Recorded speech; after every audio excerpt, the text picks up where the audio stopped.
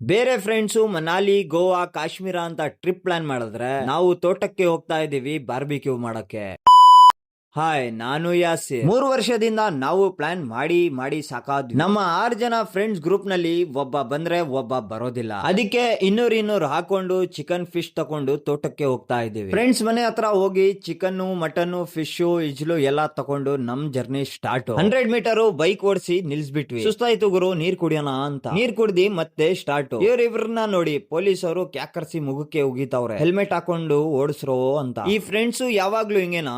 ಎಲ್ಲಾದ್ರೂ ಹೋಗ್ಬೇಕಂದ್ರೆ ಬರೇ ಲೇಟ್. ಕಮೆಂಟ್ ಮಾಡಿ ಸ್ವಲ್ಪ. ಮತ್ತೆ ಯಾರು ಲೇಟ್ ಮಾಡ್ತಾನೆ ಅವನ್ಗೆ ಟ್ಯಾಗ್ ಕೂಡ ಮಾಡಿ. ಫ್ರೆಂಡ್ ಜೊತೆನಲ್ಲಿ ಸಿಗೋ ಮಜಾ ಅಬ್ಬಬ್ಬಬ್ಬಾ ಎಲ್ಲೂ ಸಿಗಲ್ಲ ಬಿಡಿ. ಎಷ್ಟ್ ವೇಟ್ ಮಾಡಿದ್ರು ಇನ್ನ ಇಬ್ರು ಫ್ರೆಂಡ್ಸ್ ಬಂದಿಲ್ಲ. ಅದಕ್ಕೆ ನಾವೇ 4 ಜನ ಹೋಗ್ತಾ ಇದೀವಿ. ಜೊತೆಯಲ್ಲಿ ವ್ಯೂ ನ ಎಂಜಾಯ್ ಮಾಡ್ಕೊಂಡು ಹಾಡ್ಕೊಂಡು ಕೆರೆನ ನೋಡ್ಕೊಂಡು ಮೇನ್ ರೋಡ್ ಇಂದ ಆಫ್ ರೋಡ್ ಬಂದ್ವಿ. ಫೈನಲಿ ಬಂದ್ವಿ ನಮ್ಮ ಸಿಕ್ಕುವಣ ತೋಟದ ಹತ್ರ. ಇವ್ರನ್ನ ನೋಡಿ ಬೇರೆಯವ್ರು ಇನ್ನ ಕೆಲಸ ಮಾಡ್ತಾ ಇದಾರೆ. ಬಂದ ತಕ್ಷಣನೇ ಬ್ಯಾಟಿಂಗ್. ಅರ್ಧ ಚಿಕನ್ ಇವರೇ ತಿನ್ಬಿಟ್ರು. ಇನ್ನ ಏನು ಮಾಡೇ ಇಲ್ಲ, ಚಿಕನ್ ತಿನ್ಬಿಟ್ಟು ರೆಸ್ಟ್ ಬೇರೆ ತಗೊಂತವ್ರಿ ಇವರು. ಇವರಿಬ್ರು ಅಂತೂ ಫಿಕ್ಸ್. ಏನಿಕ್ ಬಂದಿದೀವಿ ಅದೇ ಮಾಡ್ಬೇಕು ಅಂತ. ಇವಾಗ ಇವರಿಬ್ರು ಬಾಳೆಕಾಯಿ ಎಲೆಯಲ್ಲಿ ಫಿಶ್ ನ ಇಕ್ಕಿ ಗುಂಡಿ ಮಾಡಿ ಅದರಲ್ಲಿ ಬೇಯಿಸಿ ತಿಂತಾರಂತೆ. ಯೂಟ್ಯೂಬ್ ಎಫೆಕ್ಟ್ ಗುರು ಇದು. YouTube effect. ಯೂಟ್ಯೂಬ್ ನಲ್ಲಿ ವಿಡಿಯೋಸ್ ನೋಡಿ ನೋಡಿ ನೋಡಿ ಪ್ರಾಕ್ಟಿಕಲ್ ನಲ್ಲಿ ಮಾಡೋಣ ಅಂತ ಹೋಗ್ತಾರೆ. ಇವರ ಈ ಪ್ಲಾನ್ ಸಕ್ಸೆಸ್ ಆಯ್ತಾ ಫೇಲ್ ಆಯ್ತಾ ನೋಡಕ್ಕೆ ಯೂಟ್ಯೂಬ್ ನಲ್ಲಿ ಫುಲ್ ವ್ಲಾಗ್ ಮಾಡಾಕಿದೀನಿ, ಹೋಗಿ ನೋಡಿ. ವ್ಲಾಗ್ ಅಂತೂ ಫುಲ್ ಮಜಾ ಬಿಡಿ. ಫ್ರೆಂಡ್ ಜೊತೆನಲ್ಲಿ ಮಾಡಿದೀನಿ ಅಂದ್ರೆ ನೀವೇ ಲೆಕ್ಕ ಹಾಕೊಳ್ಳಿ ಇವಾಗ ಎಷ್ಟು ಮಜಾ ಸಿಕ್ಕಿರುತ್ತೆ